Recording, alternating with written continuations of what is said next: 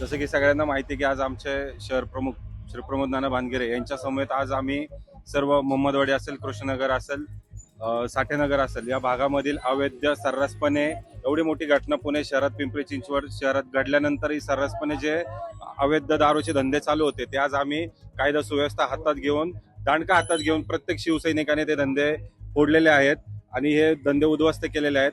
भविष्यामध्येही अशाच प्रकारचे जर धंदे चालू राहिले आणि प्रशासन फक्त पोलीस प्रशासन नसून तिथं एफडीआय असेल, तसंच एक्साइज डिपार्टमेंट असेल, हे पण यांच्याही कार्यपद्धतीवर आम्हाला प्रश्नचिन्ह आहे. हे काय झोपलेत का? जर आज आम्ही एका मोहम्मदवाडीतल्या एका धंद्यावर गेलो होतो, तिथं टँगो पंच जो की फक्त लायसन्सी असेल तोच विकू शकतो, पण तिथं अवैधपणे विकला जातोय. तर कोणता लायसन्सी त्याला माल पुरवतोय त्याच्यापासून तो या डिव्हिजनचा जो एसपी असेल किंवा अधिकारी जो असेल एक्साईजचा त्यालाही निलंबित केलं गेलं पाहिजे. आणि भविष्यामध्ये जर हे सर्रासपणे चालू राहिलं तर आम्ही पुन्हा एकदा कायदा सुव्यवस्था हातात घेऊन आजच्या पद्धतीनेच आम्ही सगळे धंदे उद्ध्वस्त करू व प्रशासनाला आमच्याकडे लक्ष वेधून त्यांना जाग आणायचं आम्ही काम करू.